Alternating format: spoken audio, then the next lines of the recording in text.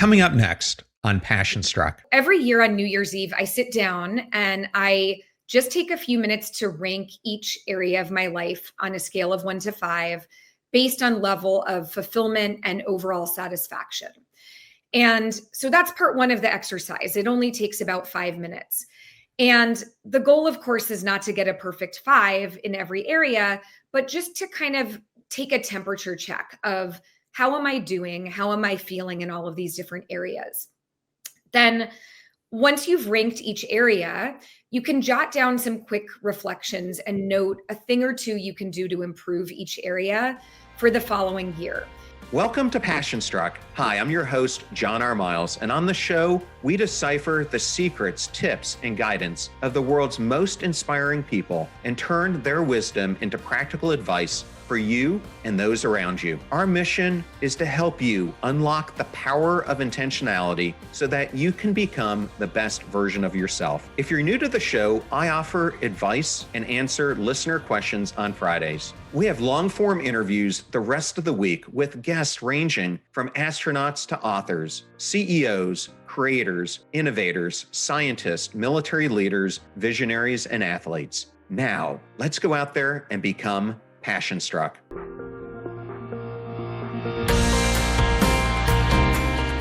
I am so excited today to welcome Shira Gill to Passion Struck. Welcome, Shira. Thank you so much. I'm so looking forward to this conversation. Well, I love the discussion from your new book titled Lifestyled. And one of the reasons I like it so much is it really focuses on living intentionally, which is really what this whole podcast is about. So I thought maybe the best starting point would be to get your definition of what to you is an intentional life. Yeah, so it's interesting. My work is very much anchored in minimalism. And the way that I define minimalism is as being radically intentional. So, not just with the things you own, but with how you spend your time, resources. And so, when I think of what is an intentional life, in my definition, is it's about clarifying what's important to you and cutting the clutter and distraction that stands in the way. And that's really what I've dug into in my work as an organizing expert, as a minimalist, as a coach. It's all about helping people figure out what are the few things that matter and what's adding real value to your life and what can you let go of completely. No, I think that's a really good definition from it. I always ask because so many people have different definitions of what it means. I think at times it means as you're making choices in your life, and we're going to be getting into habits later on, it's really being intentional about making choices that align with your belief system, something we'll get into, your value system, but most importantly, where you want to be in the future. And I think we make so many of our choices in an unconscious state instead of being intentional about where they're taking us because we don't think about the ramifications. Absolutely. Yeah. And we're in a culture right now where everything is go more, more. And it's incumbent upon us to slow down and put the brakes on and recalibrate and really think about what we're saying yes to and what we're saying no to on purpose. Not a small task. No, not at all. Well, one of the things I wanted to get into is, as you brought up with minimalism, you've dedicated much of your life to addressing the challenge of too muchness. In today's world, I think we're experiencing this disease of disconnect where we're constantly overstimulated, overscheduled. We're losing touch with our own selves. What do you see as the biggest obstacle for people trying to regain control of their lives? Yeah, I mean, it's much more simple than you might think. I think I address in this new book volume, the idea of the volume of our lives in all areas. And I've been organizing homes and lives for over a decade now. And what I see is just a massive amount of volume of too many yeses and not enough nos. And I think we spend probably at least the first half of our lives accumulating. And that's not just accumulating physical things, but accumulating friendships, relationships, jobs, career opportunities. And we're adding And I think most of us don't have a system in place to start editing or questioning or cutting the clutter. And really, the messages that we receive constantly, not just from social media, TV, but even the people all around us, everybody that I speak with says they feel like they're drowning. They feel like it's just too much. The responsibilities, the tech, the notifications, the volume of paperwork in their lives. I really think about it like a mathematical equation. If we just keep adding and adding without any subtracting, we're going to be drowning in a mountain of too muchness. And so my book and my work really addresses, how do you start editing? How do you start cutting that clutter and reducing? And really, what I've found is the hardest thing for people is the decision making around what stays and what goes. And I think you have to have a really compelling yes to make those no's easier. So, in my work with clients and in my own life, I'm always thinking about the question of what is your most compelling yes, whether that's a career goal or taking care of a elderly parent or a younger child or wanting to supersize your income or write a book or pursue some big creative innovative project. What is the thing that calls to you the most deeply, that is your big compelling yes? And once you have that firmly in place, the no's, the editing, the saying no thank you, I can't, I'm at capacity, comes much easier. I completely agree with you. And I think you're right. The world we're in right now is in crisis for many of the reasons you bring up. And I think this crisis is an underlying reason why so many people feel like they don't matter, like they're not holding the space in the world like they feel they should, which to me is what's leading to so many other emotions that people end up feeling, whether they're broken, feeling battered, lonely, hopeless, whatever word you want to use for it. Absolutely. I want to start going into your book, Lifestyled, and we've been talking about an opening for it, but throughout the book, you really emphasize this living intentionally. And for each person who's reading it, taking responsibility for creating the life you want. The book, for those who are listening, has tons of prompts in it, lots of great short exercises that you can do, which I really like when I'm reading a book. So, congratulations on using that approach. But I want to start off because you share a very relatable story right at the beginning about unexpected chaos. For instance, my dog that I have, who has some issues with using the bathroom in our house. Or I've had another one that you highlight when your kids come home with lice. Mine wasn't before a holiday party, but it's never a fun situation when it happens. Yes. When you face these chaotic situations, how do you personally balance intentional living with the inevitable messiness that we face in life? Such a good question.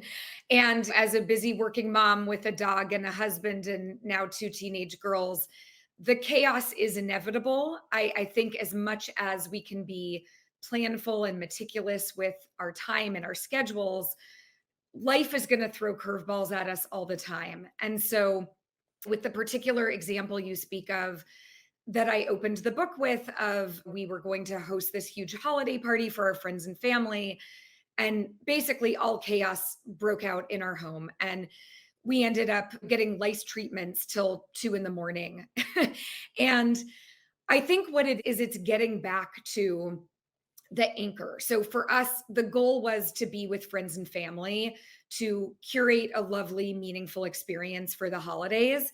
While that specific evening got derailed, we had our values firmly in place. So once we had picked up the pieces of that particular debacle, we were able to quickly reset because our values were clear, our intentions were clear. We had done that work to define, what does a meaningful holiday look like for us? When you take away all the tinsel and the pressure to consume, what does it really come down to? And for us, that was wanting to gather with friends and family. So even though we got completely derailed on the night we were hosting a holiday party, we were able to quickly recalibrate to that intentionality and that goal. And we, instead of having it in December, recalibrated and had a party on January 1st. So I think it's being able to have some flexibility and some give. And in my life, as I call myself a control enthusiast, I love being in control of my life and my home and my plans. But time and experience has shown me there's always going to be curveballs coming at us. So, how can we be nimble and flexible and be able to come back to that baseline of what we're looking for in our lives, what we care about? I think if those intentions are clear, even if you get derailed, you can quickly reset and come back. I agree with you. And I think that reset is extremely important. And it's something that we're going to be going into a little bit further down the interview. For those who are listening, and I set this up in the introduction before I got Shira on the Zoom, her book is really made up of two parts. Part one, the toolkit, which we're going to go into first, and then part two, the practice. And she opens up by talking about adjusting volume. Can you explain, Shira, how this principle works and how listeners can start identifying areas where they need to turn the volume up or down? Absolutely. So, volume, as I mentioned before, the way that I think about it is, if you think of like a dial on a radio, you get to turn it up, turn the volume up, or turn it down. And it's all about being intentional, right? To find the right volume for you. I think where we get stuck is we get in the practice of just saying yes and letting things come at us.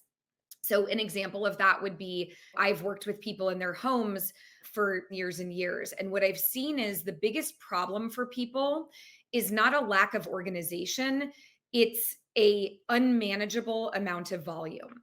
So, if we look at the example of, say, an entry closet. If somebody comes to me and they say, my entry is out of control, we can't find anything, the coats are a jumble, we've got to get organized.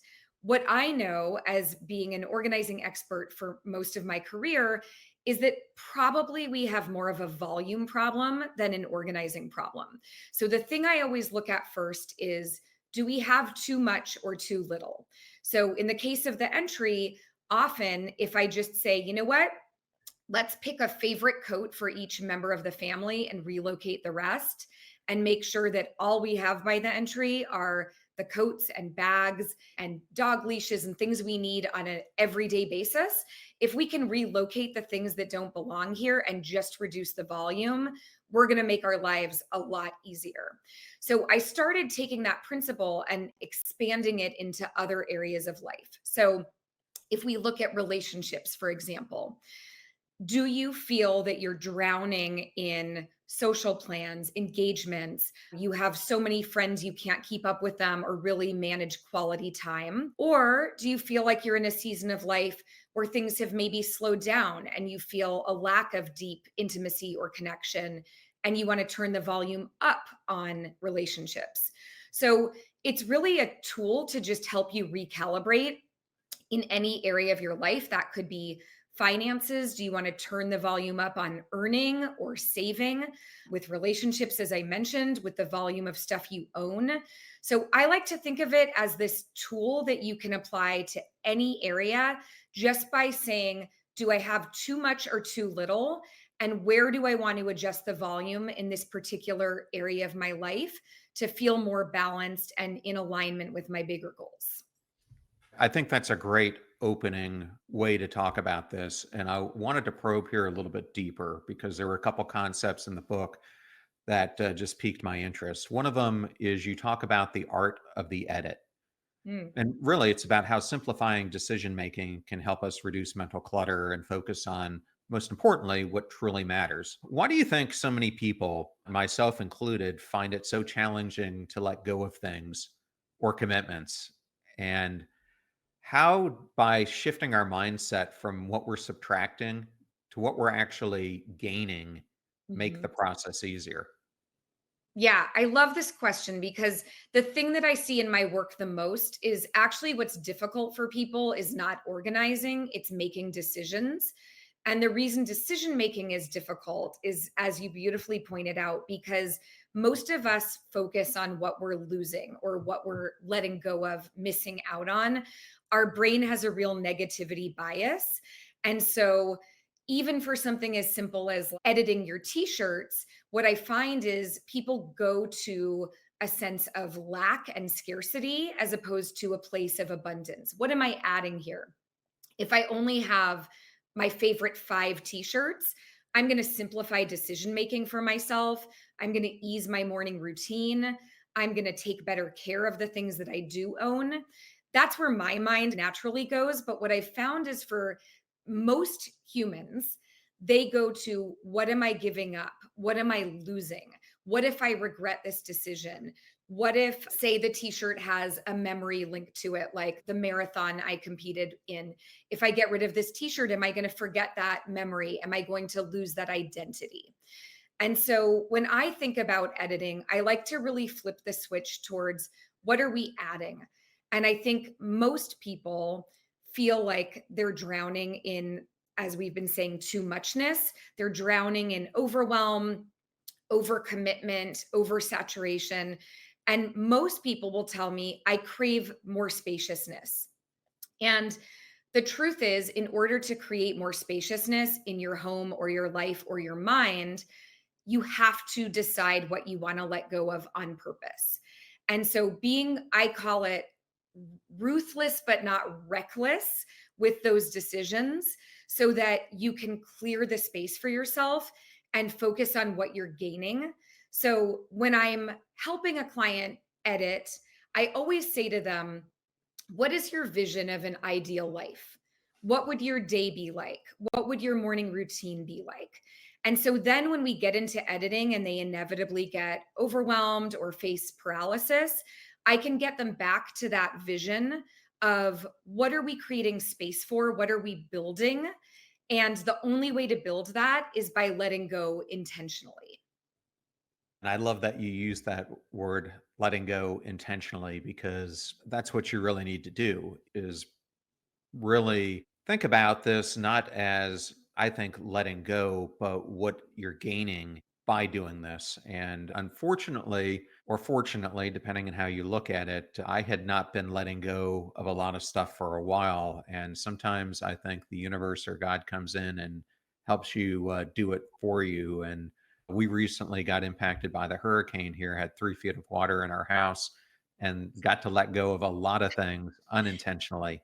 Right. But I mean, you can look at it from a negative, or how I'm choosing to look at it is we had already been talking about, now that we were bringing our households together, my fiance and I, that we had way too much stuff. And it was a forced maneuver in letting go of a lot of stuff we didn't need. Now, unfortunately, some of the things we lost are very sentimental, Mhm. diplomas and pictures we can't get back, but a Yeah. lot of it is opening us up to a way that we can simplify our life going forward. So I'm looking forward to that intentional opportunity of trying to not have as much junk in the house going forward. I love that, John. I live in California, the land of the fire and the earthquake. And so we're also forced to reckon with if a natural disaster strikes. What are those things you're grabbing in the fire or the hurricane or the earthquake? And what's interesting to me about asking that question is it forces you to become an editor and very intentional. And when I asked my husband and my kids what would they take, the first thing they said was the dog.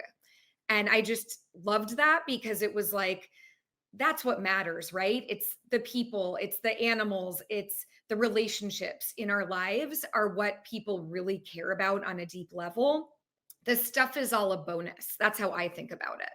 Well, absolutely. And now there were some things that were really important to us that we never expected this to happen and we lost, and there's nothing you can do about it. But you're right. When you think about it and you're running out of the house and grabbing whatever you can, it really does give you a different dimension on what's truly important.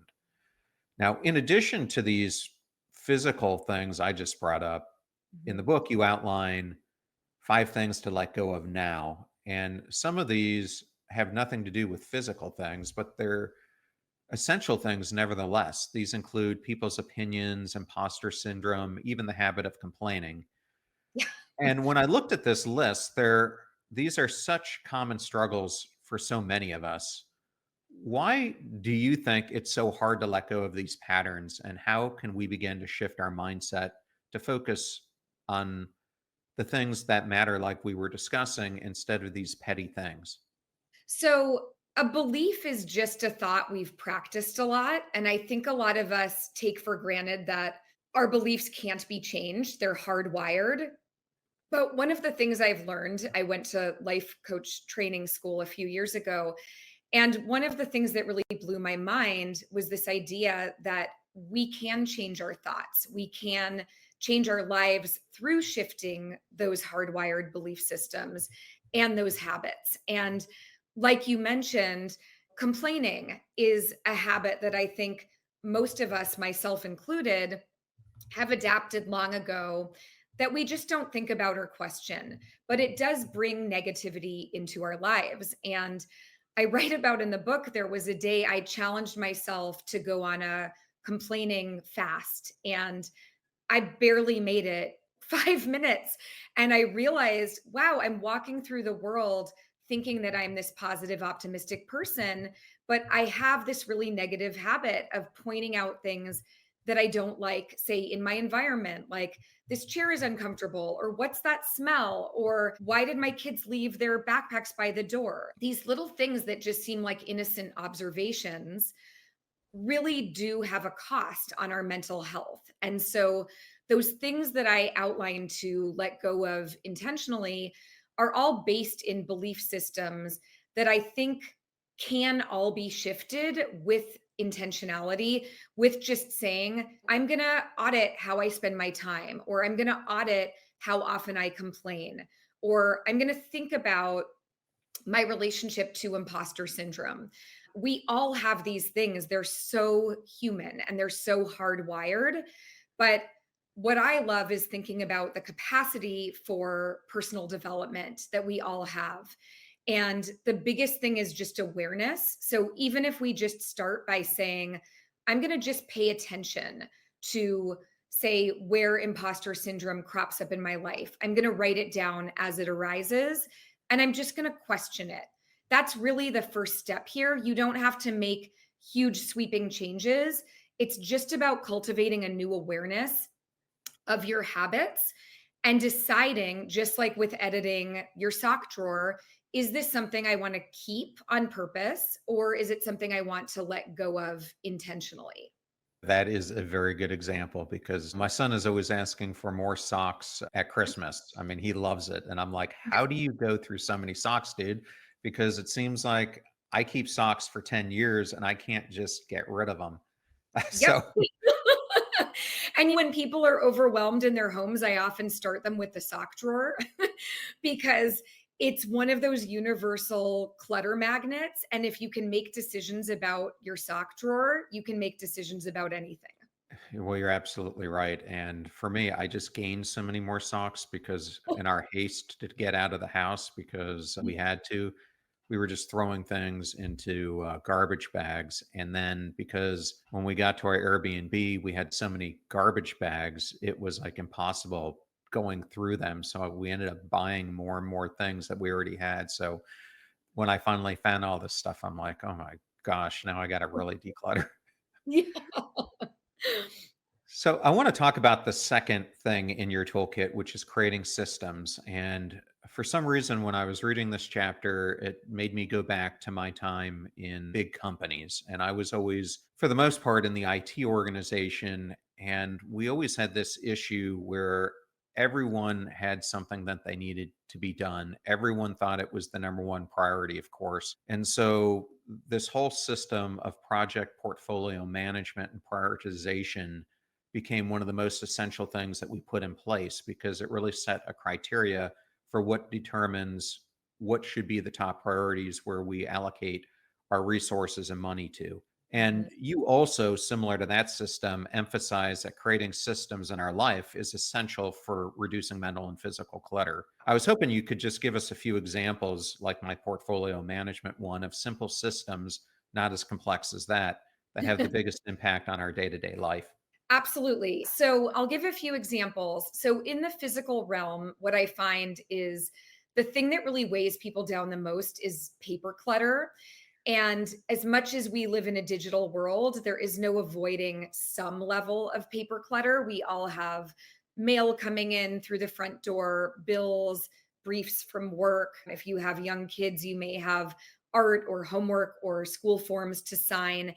And so one thing I started early on in my career was this concept of an inbox is one centralized place where anything that was paper that required your eyes or attention went. And this sounds so simple that it almost sounds silly, but I can tell you from being in now thousands of people's homes, when I walk in the front door, I typically see paper in the entry, paper on the kitchen counter, paper strewn on the dining room. And I always ask people, do you have one centralized place for the papers that you need to review? I would say at least 9 times out of 10, people say, we really don't. They end up here and here. So I like to define a system as like the simplest route to solve a problem. And so for me, that simple route for paper clutter is one big open vessel in your home where you can put all of your paperwork, anything that needs to be reviewed. And then all you have to do is commit to once a week, you're looking through and you're taking care of business. That's one for the home. For life management, I love the system of a get it done day. So, what I find is in life, we all have these kind of annoying, grating errands like need to pick up the dry cleaning or get this shirt mended or drop off our donations, repair this electronic. And it becomes clutter in our brain, these unfinished tasks. And so, what I like to do is centralize all of those kind of nagging errands into a single get it done day. Realistically, I probably schedule one once a season. So this doesn't have to be an overwhelming thing that you're adding to your to do list. But essentially, if you can plop all of these things into one container, it will make a huge difference in your efficiency. You can go run all the errands, make all the phone calls, book all the appointments in one single day. Likewise, I talk a lot in the book about automation. Automation is a tool most people use in business and less so in life. So I talk about looking at everything as an opportunity for automation. I personally realized I was sending almost the exact same email again and again verbatim. And so I created a canned email that now can go out in 1 second. I spare myself the 15 minutes of rewriting that same email. Likewise, with appointments, like maybe with paying your taxes, you can get that automated once a year, same day, same time with your CPA. Same with medical appointments, dental appointments, self care appointments like haircuts. It's taking all of these things that take up our time and seeing how can we batch them, how can we automate them so we just take out the guesswork and all of that extra time with the scheduling and the mental load. The last example I'll give is just a personal one. I find that many of my clients complain about not having time for the things they truly care about. So, a date night with their partner, or having a lunch with a good friend, or a walk. So, I've started helping people automate all of those things, putting those big rocks first in their calendar. So, an example would be saying, I'm going to have my two best friends over for dinner on the first Saturday of every month. We're going to lock it in. So we never need to schedule. We never need to go back and forth, but we know that's baked in, that value of seeing each other more. We can look forward to every month. I do this with my kids. I have two teenagers. They're so busy. The mess of life sometimes keeps us from having quality time. I now have baked in a brief date with each one of my girls every week. So it's asking yourself first, what are the things that matter? It could be a health or a fitness goal, a goal to see or maintain a relationship better. It could be a financial goal or a savings goal. And looking at what is the goal? How can I create the simplest system to automate that goal so I'm giving it the attention that it deserves?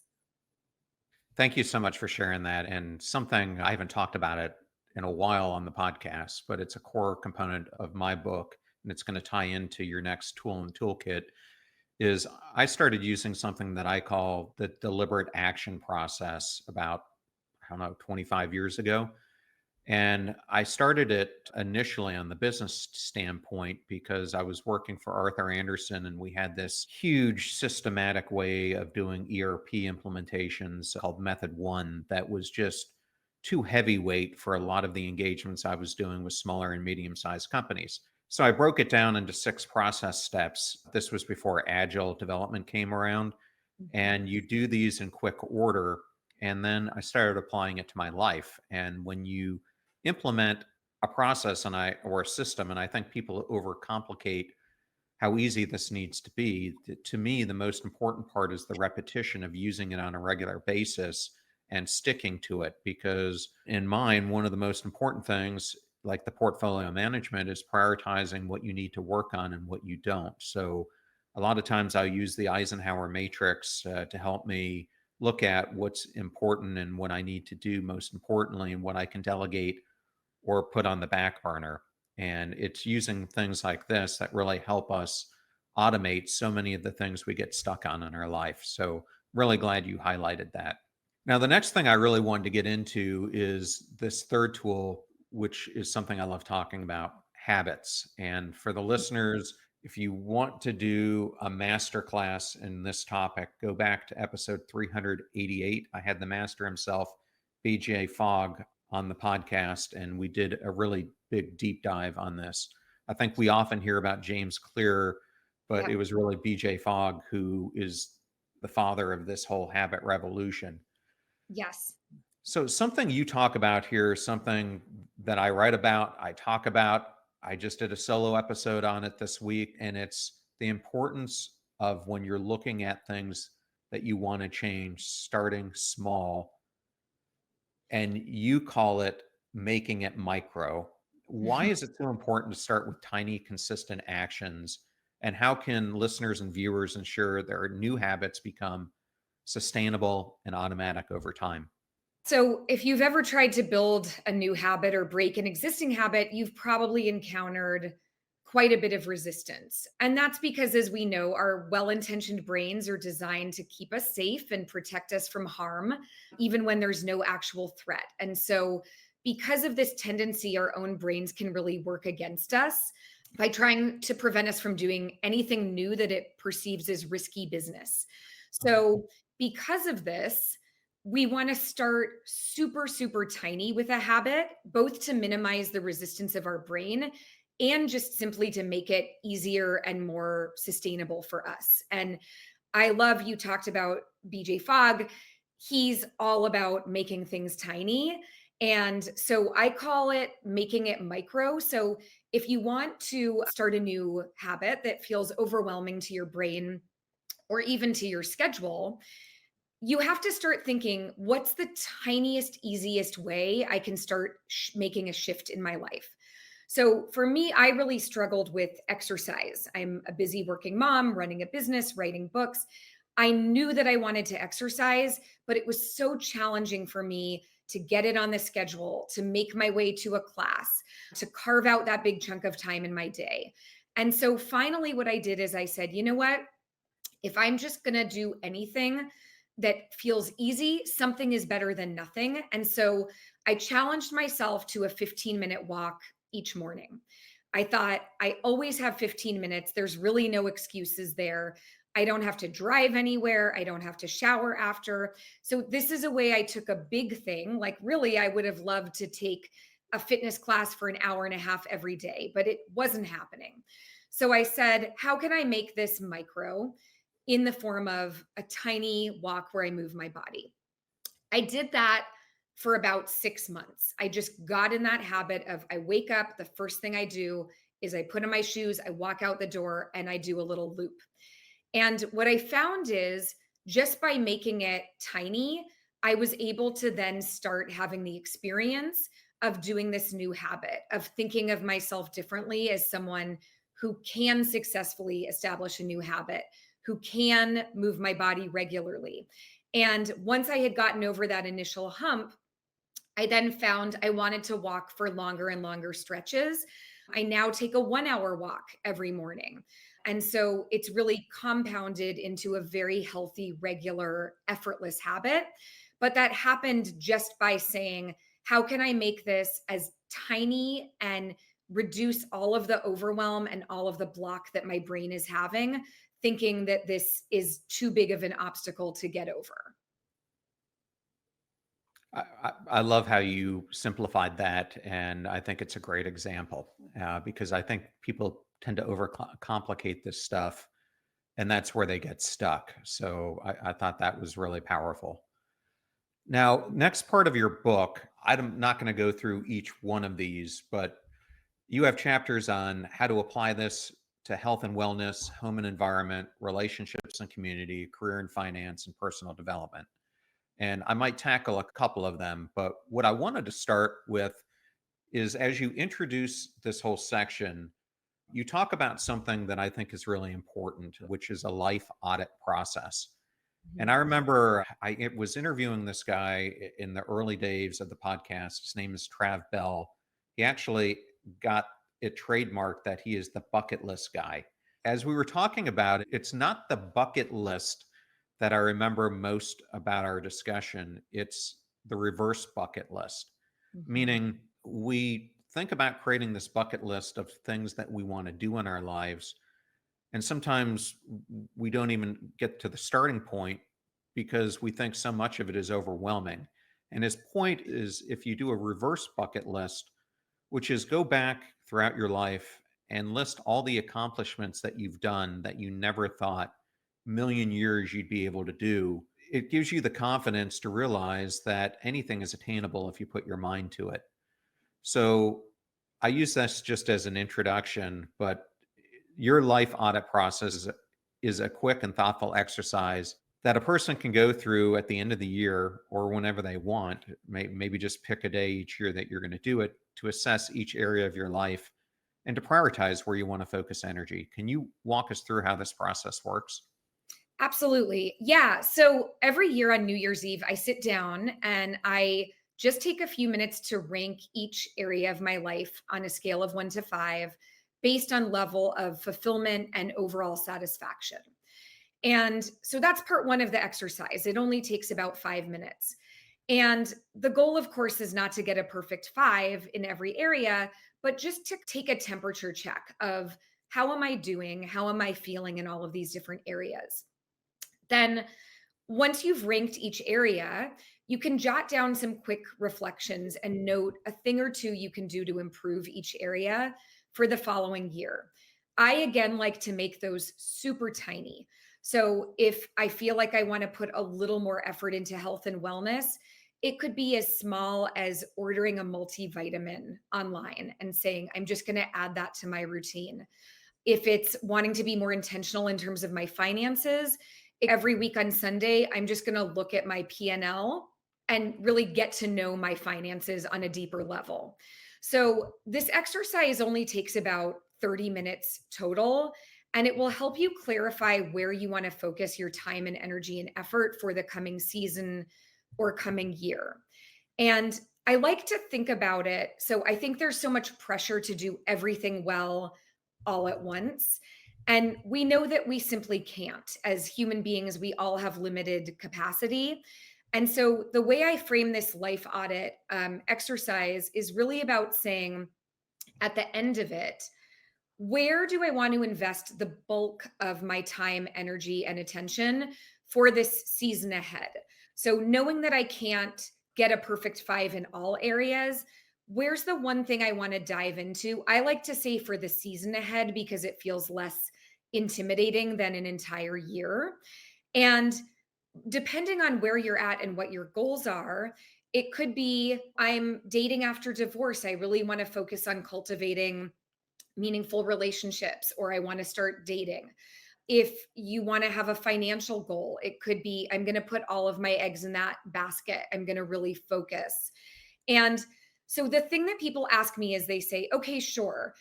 I'm going to say, here's the one area I want to dive into. But what about everything else? Like, I can't drop the ball on everything else. And so I like this idea of establishing a minimum baseline for all of the other areas of your life while you take a deep dive into one primary area.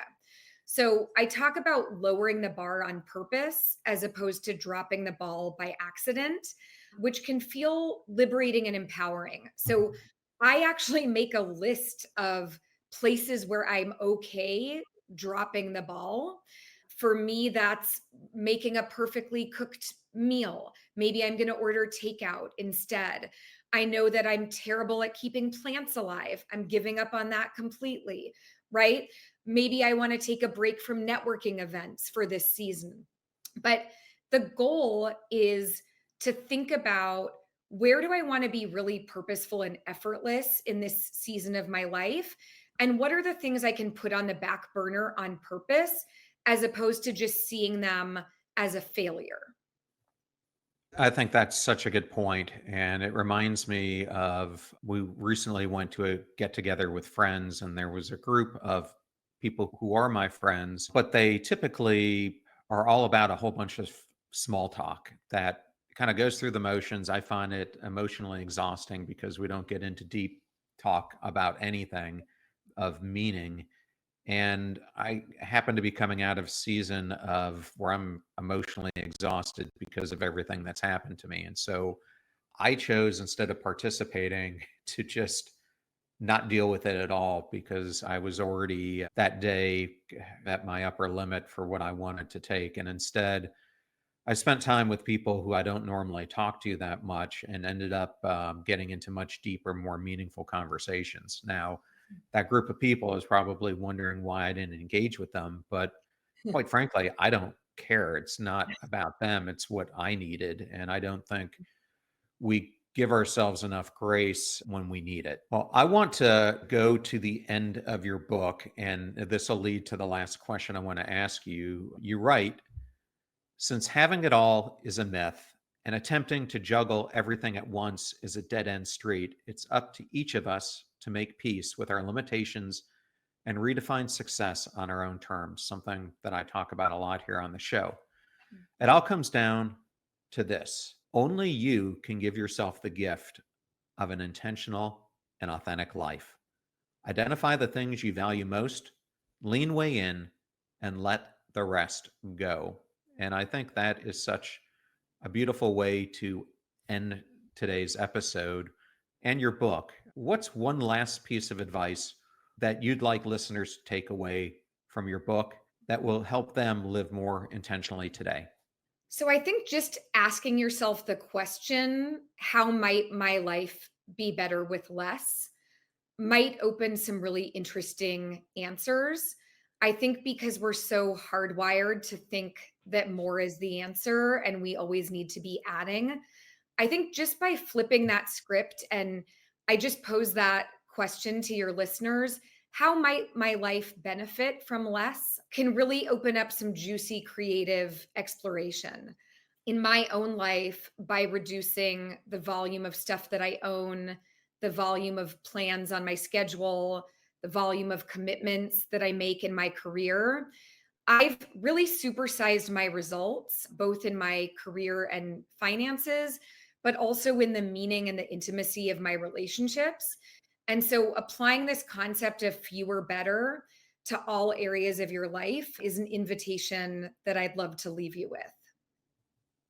Well, Shira, thank you so much. For those who want to learn more and maybe get a life edit themselves, where's the best place for them to go? Yeah, just my website, shiragill.com. I have a free newsletter and community that gives lots of actionable tips. And you can find my 3 books wherever books are sold.